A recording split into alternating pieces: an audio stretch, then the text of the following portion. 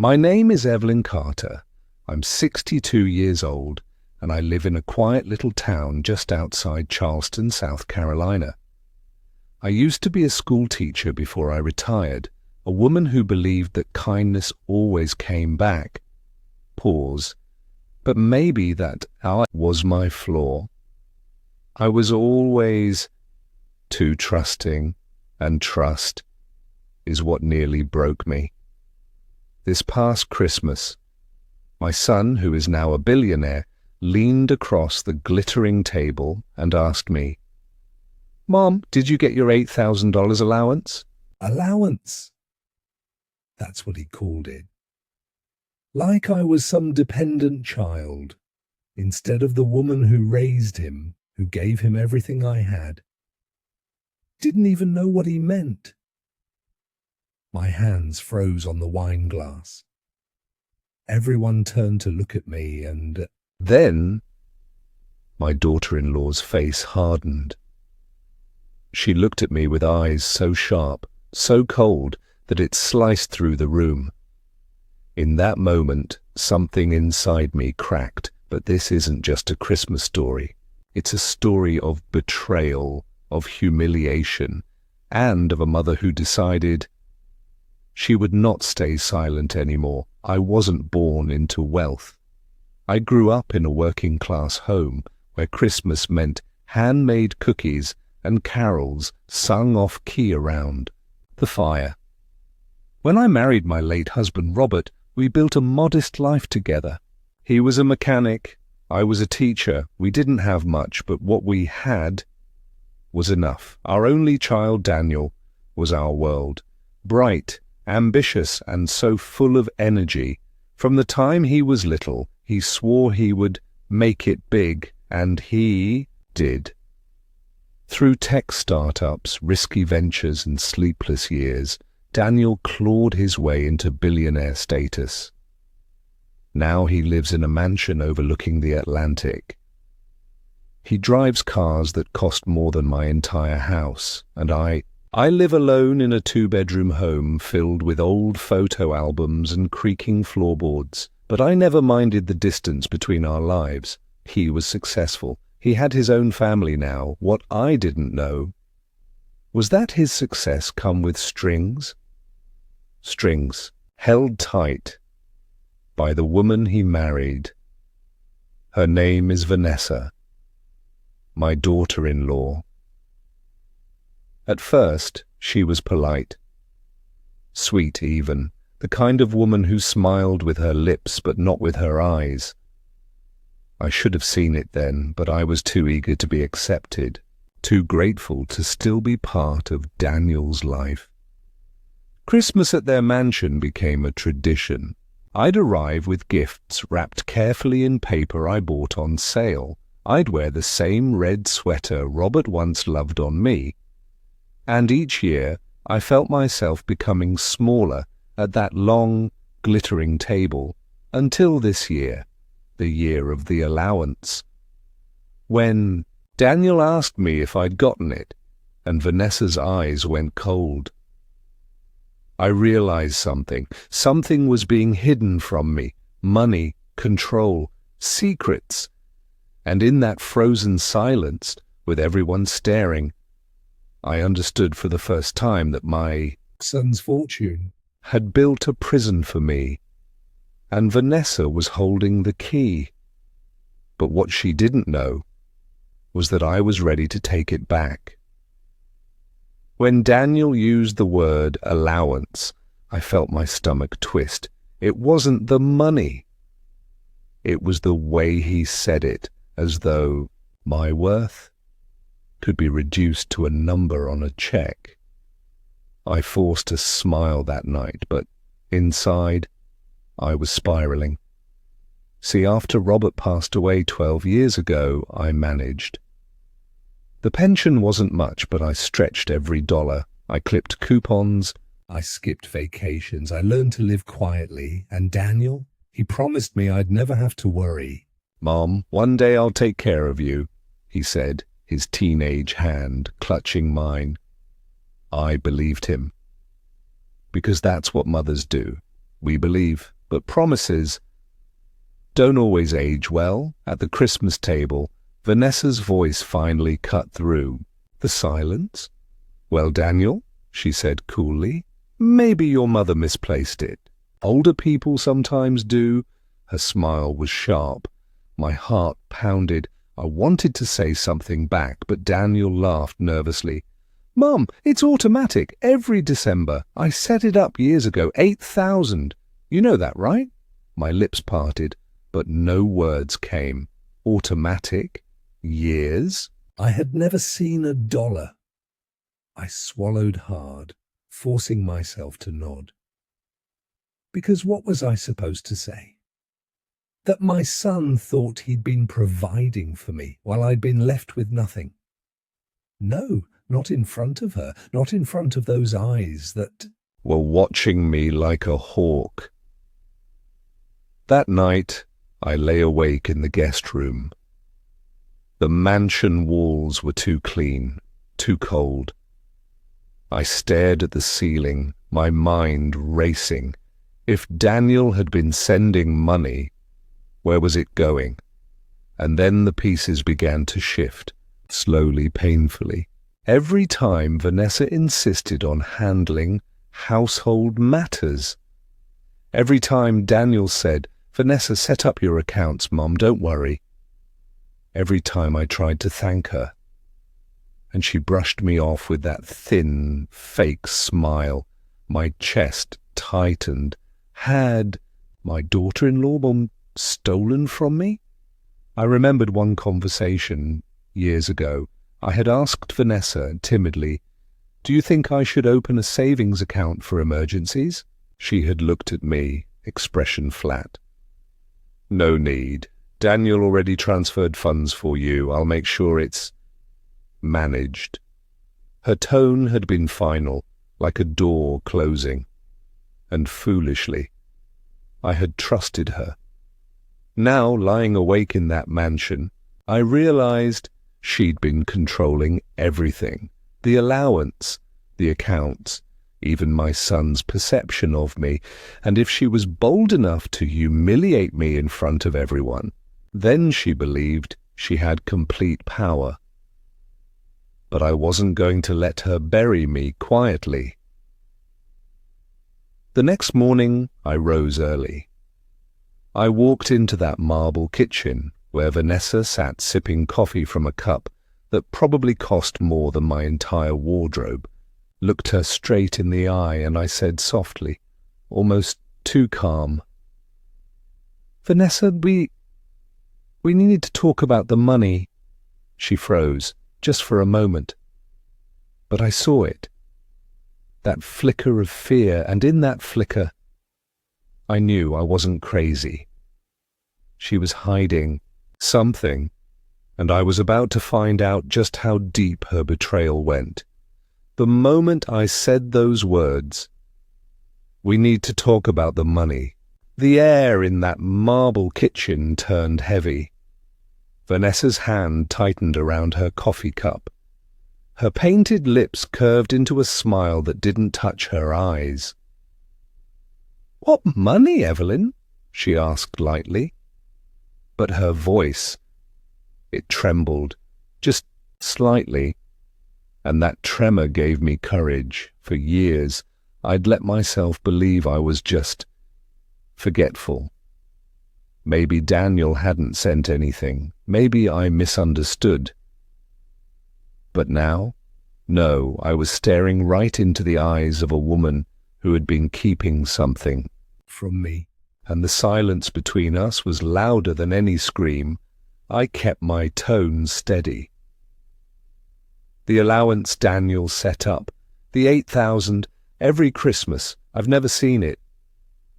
She blinked, then laughed, a short, sharp sound. "Oh, Evelyn, you must be confused. Daniel always makes sure you're cared for, like a pet. Like a child who couldn't handle her own life." My blood burned. I didn't argue. Not then. I simply lowered my eyes, pretending to back down, because I've learned something after a lifetime of being underestimated. Sometimes silence is sharper than words. Sometimes waiting is its own kind of weapon. That morning, I packed my things slowly. Daniel kissed my cheek, distracted, rushing off to a business call. Vanessa didn't offer to help me with my bags, and as I drove back to my small house in Albany, I promised myself, this time I wouldn't stay silent. The first thing I did was dig through every old bank statement I had.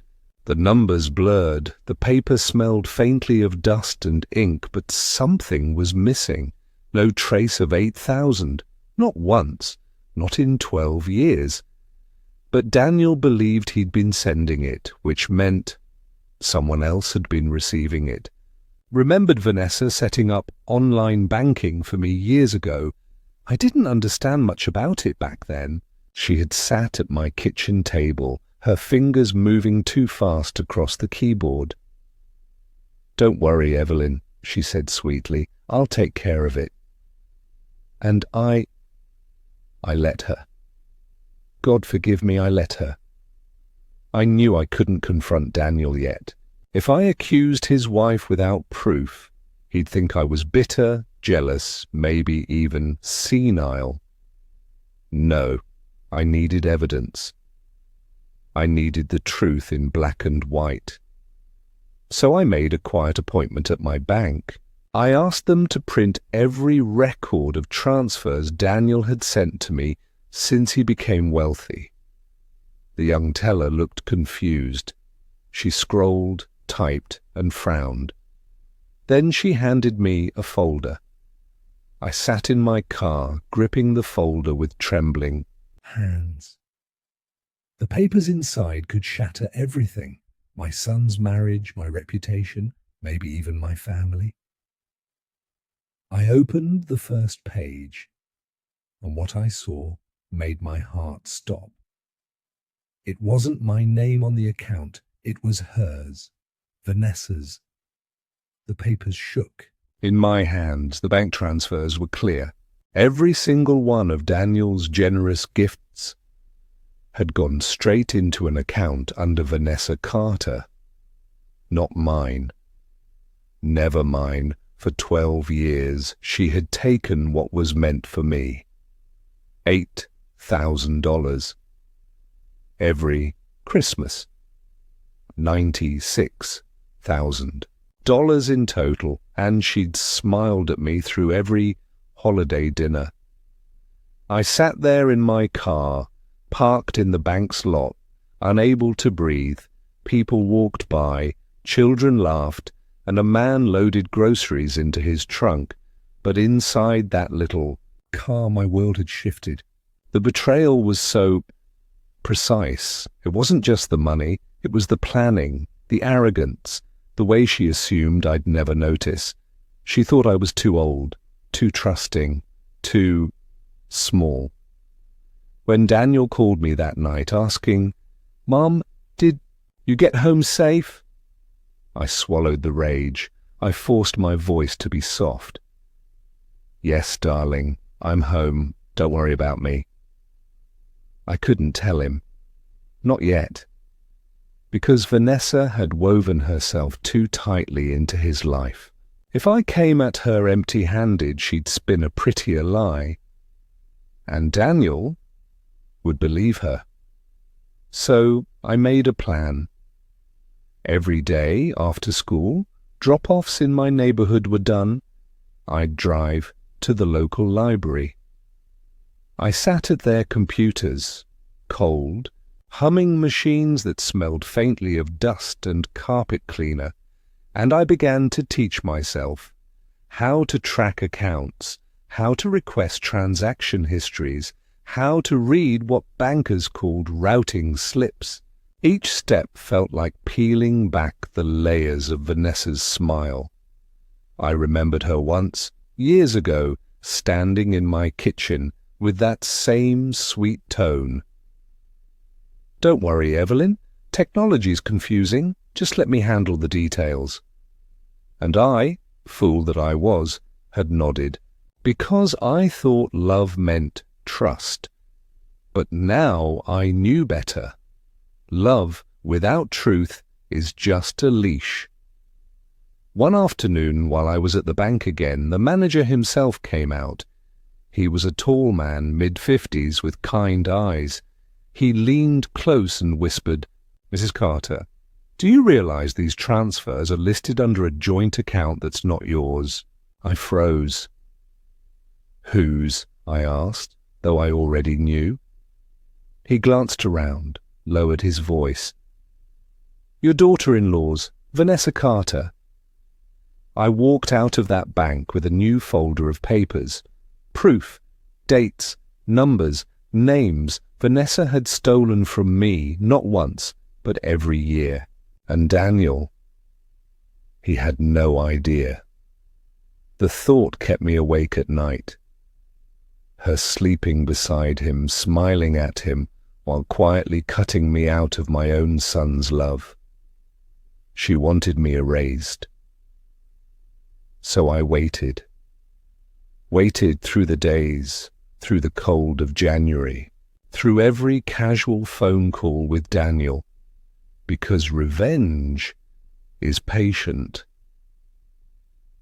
And the night I finally saw Vanessa again, a folder of evidence was hidden in my bag. She looked me straight in the eye and said something so cruel, so sharp, that I knew the war between us had begun. Vanessa didn't waste time. The very next time I saw her, 2 weeks after Christmas, she leaned across Daniel's kitchen counter, looked me dead in the eye and said, "Evelyn, don't worry about finances anymore. Daniel and I will take care of everything. You can just relax." The words dripped with sugar. But her eyes...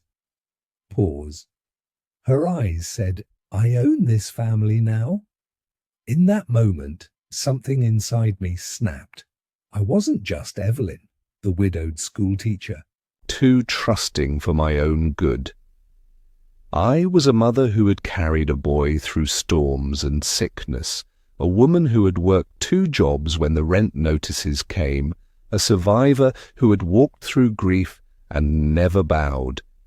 And Vanessa thought she could erase me with forged signatures and stolen checks. No, not me. So I smiled. I nodded like the obedient mother-in-law she believed I was. "Oh, Vanessa, you're such a blessing. I don't know what I'd do without you." I could see her shoulders relax. She believed me. Daniel walked in just then, kissing her cheek, patting my shoulder. He never noticed the tension sparking in the air. Because Daniel wanted peace, and I would give him peace. Until the day came when I gave him truth. Every evening, when the neighborhood was asleep, I sat in my little living room with that folder of evidence. Receipts, bank records. Vanessa's signature scrawled where mine should have been. I started making copies. 1 set for me, 1 for Daniel, 1 for a lawyer whose name I'd circled from the yellow pages. Each paper I pressed into the copier felt like loading bullets into a gun. Then something happened that Vanessa didn't plan. At a family dinner she got careless. She poured herself another glass of wine, leaned too far across the table, and whispered to Daniel, "Babe, maybe next Christmas let's just wire the money straight to me. Saves the hassle." Daniel laughed. "Vanessa, don't say that in front of Mom," but she only smirked, and her smirk was mine to keep. Proof. Not just on paper, but living on her lips. That night, lying in my bed, I whispered to myself, "You don't even know I'm watching, Vanessa, but I am. Every move, every word." I stopped feeling like prey. I started feeling like the hunter, the quiet widow. She was gone. What rose in her place was patient, ruthless, and ready. A week later, I made my first move. I invited Vanessa to lunch, just us, no Daniel, no kids. I chose a small cafe in downtown Denver with tables close enough for whispers to carry. When she arrived in her designer coat and boots, she gave me a little once-over, smirked again, and sat down. And that's when I placed a single envelope on the table, thin, white, ordinary. Her smile froze for half a second. "Evelyn, what's this?" she asked, her tone too casual. I didn't answer. I only pushed the envelope closer, my eyes steady. Inside that envelope was the very first copy. Not all the evidence, just enough to let her know that I knew, and her face, her mask, cracked. Low, steady voice like recounting a memory you can still feel in your bones. When Vanessa opened that envelope at the cafe, her hand actually trembled. She tried to cover it by laughing. "Oh, Evelyn." "What is this? You really think these silly papers mean something?" But her eyes flickered, and I saw fear, real, raw fear. She pushed the papers back across the table with one manicured finger. "You don't understand how these things work," she said, her voice sharp now. "Daniel trusts me. Daniel listens to me. Not you." I didn't raise my voice. I didn't need to. I just said softly, "Vanessa, I've been quiet for too long. You mistook my silence for weakness, but I promise you, I'm not weak." The next week, the retaliation began. Daniel called me one evening, his voice tense. "Mom, Vanessa told me you're struggling, that maybe you're confused sometimes, forgetting things." The words hit like knives. I nearly dropped the phone. She said, "What?" I asked, my voice trembling. He sighed. "She's just worried. She thinks you're stressed, maybe too focused on money. Money, that word again, always money. Vanessa wasn't just trying to steal from me, she was trying to erase me." After that, Daniel visited less. Calls grew shorter. When we were all in the same room, Vanessa hovered like a shadow, twisting every word I said into something bitter. If I asked about the children's school, she'd smile sweetly and say, "Oh, don't overwhelm her with details. Mum gets so lost sometimes." Each little jab chipped away at me in Daniel's eyes. And the worst part, he didn't even notice. But here's what Vanessa didn't know. I had started recording, not just papers, not just receipts, but her words. That night, at dinner, when she told Daniel to wire money to her directly, I had captured it. Clear as day. And in that moment, listening back to the recording alone in my dark kitchen, I realized I wasn't just collecting evidence, I was building a story. Her story. The one she'd tried to hide behind expensive coats and crocodile smiles. Every predator thinks they're clever. Every thief thinks they're invisible. But Vanessa was sloppy, and I was patient.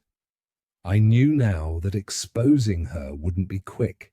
It had to be surgical, precise, public. She thought she was isolating me, but really, I was isolating her. The last time I saw her that month, she leaned close to the doorway of Daniel's house and whispered, "You'll regret crossing me, Evelyn. I can make you disappear in ways you can't even imagine." I just looked at her, calm, silent, because by then I already had the weapon that would destroy her, and she didn't even know it was in my hands. I never liked Christmas parties. Too many people are smiling too widely, too much glitter covering too many lies, but that year I went anyway. Daniel's company had rented out a downtown hotel ballroom. Tall ceilings, chandeliers dripping with light, waiters floating by with champagne flutes. And there she was, Vanessa, in a sequined emerald dress, laughing too loudly, holding Daniel's arm like a trophy. I slipped into the crowd, carrying only a small clutch inside my phone. And on my phone, those recordings. I wasn't ready to unleash them fully, not yet. But I wanted to see her crack, so when I finally walked up to her, I smiled. "Vanessa, dear, I've been sorting through some old things lately. You know, receipts, bills, recordings." Her smile faltered just for a second. Then she laughed, loud and forced. "Oh, Evelyn, always so organized. Daniel says you keep everything." I leaned in, my voice just above a whisper. "Yes, everything." Later, I stood by the dessert table pretending to admire the cakes. And I heard her, Vanessa, hissing to a friend in the corner. "She's bluffing. The old woman doesn't have anything, and if she does, Daniel will never believe her. He's Mine. Mine. The word struck like ice. I recorded that too. An hour later, Daniel called everyone's attention to the stage for a toast. He raised his glass, thanking his team, his wife, his family, and then, before I could even think it through, I stepped forward. "Daniel," I said softly, into the microphone he'd just put down, "I just want to thank you for being a generous son and for trusting me, even when some people think I might be confused." The room went still, a ripple of whispers. Vanessa's smile froze. Daniel frowned. "Mom, what do you mean?" Looked straight at her. And for the first time I didn't flinch. "Oh, nothing," I said calmly. "Just a reminder that the truth always finds its way out, even in rooms like this." I handed back the microphone and walked off the stage. The whispers followed me like shadows. Some people clapped politely, others looked at Vanessa. And she looked like she might shatter her glass in her hand. She came to me later, cornering me by the ladies' room. Her voice was a knife. "What are you trying to do?" she demanded. Her hands were trembling, though she tried to hide it. Smiled faintly. "Just preparing the stage." She leaned so close I could smell the expensive perfume on her skin. "You don't know who you're dealing with, Evelyn," she whispered, furious. "I can bury you." I looked her dead in the eyes, calm, steady. "No, Vanessa," I said softly, "you've already buried yourself." And then I walked away, while she stood frozen, surrounded by whispers she couldn't control. The storm was only beginning. After that Christmas party, Vanessa stopped pretending with me. The polite smiles were gone.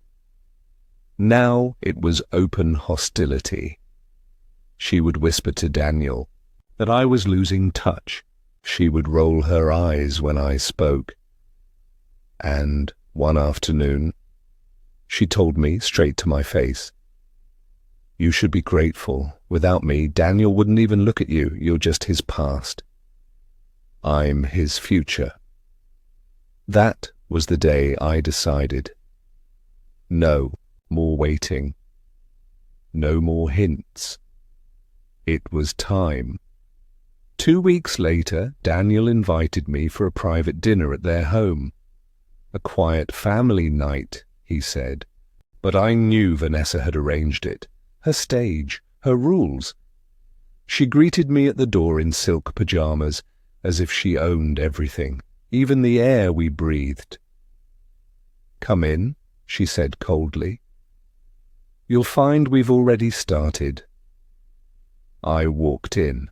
The table was laid with roasted chicken, wine glasses, and little gold-trimmed plates, everything staged, everything perfect.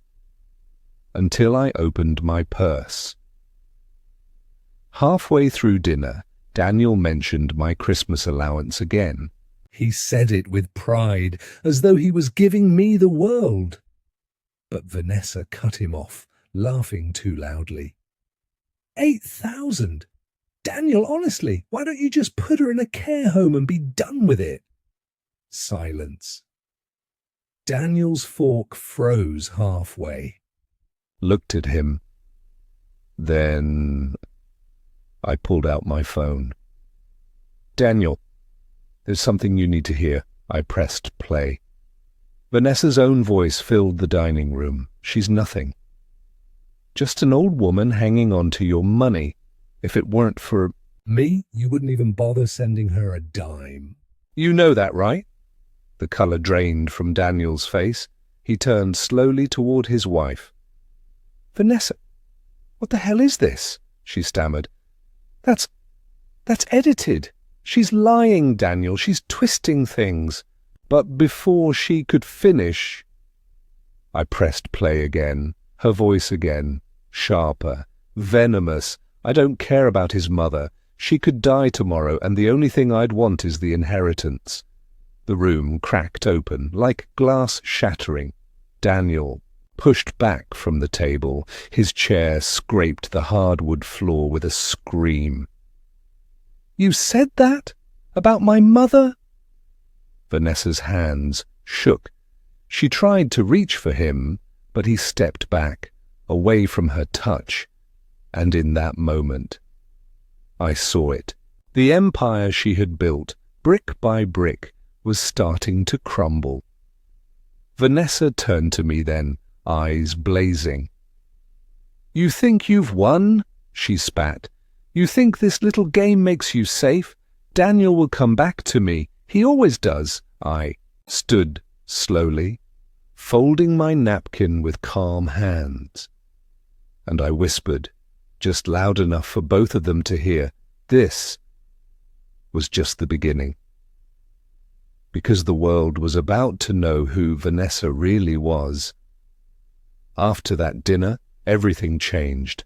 Daniel barely spoke to Vanessa. The house was quiet, like a battlefield after fire. But silence wasn't enough for me. No, Vanessa had humiliated me in front of friends, poisoned my son against me, and mocked my very existence. It wasn't justice until everyone saw her. Truth. Daniel's company hosted its annual winter gala.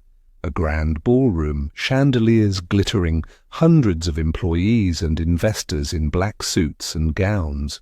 Daniel was expected to give a speech, and Vanessa, of course, planned to stand at his side, smiling like the queen she believed she was.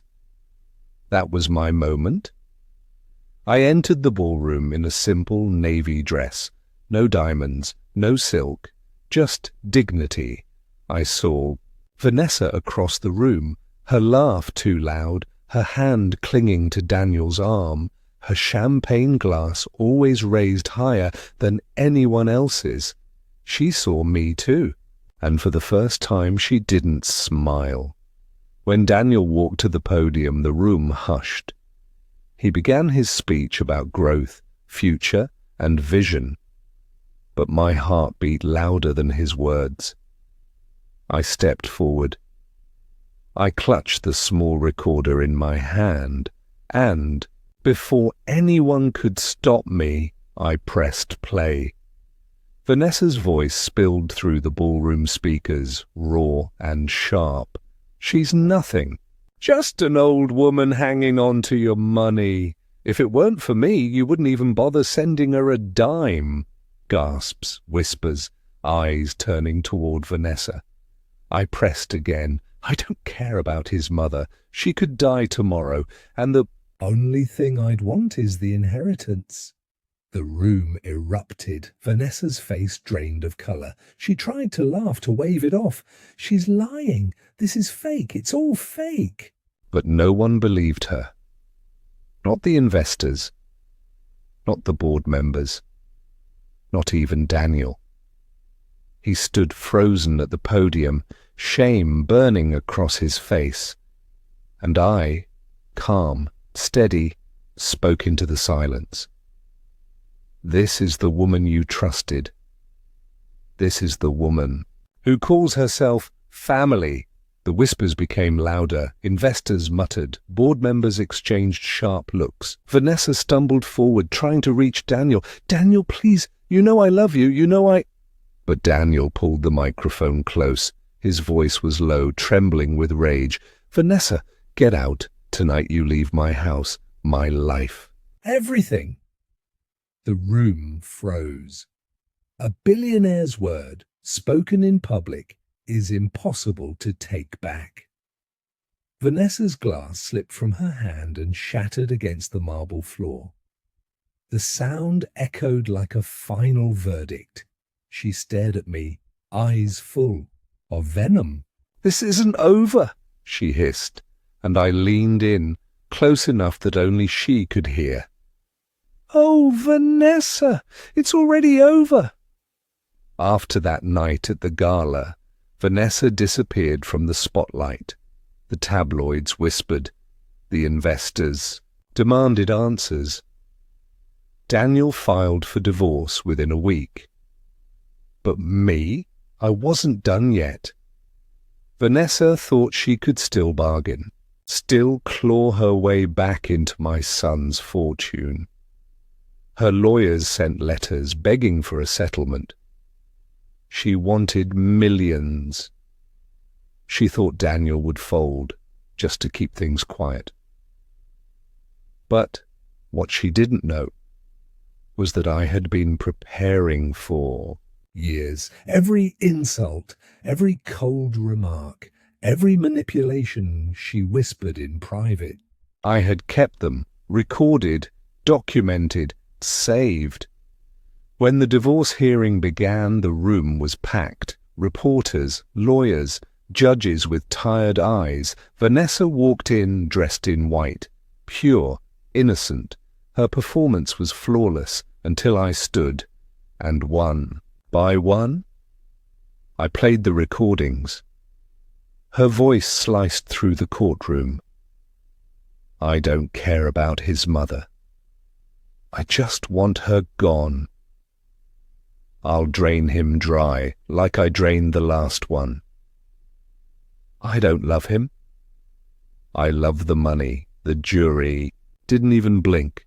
The judge barely looked at her after that. Her face collapsed, like a mask finally cracking.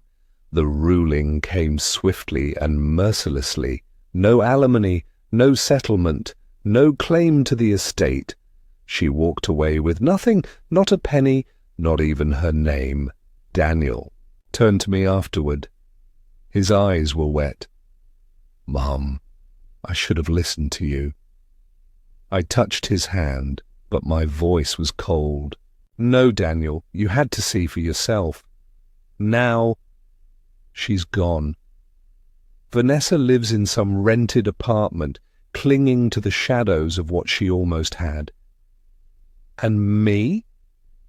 I don't celebrate because revenge doesn't feel like fireworks. It feels like ashes, silent, heavy, permanent. Sometimes I wonder if I lost more than I won.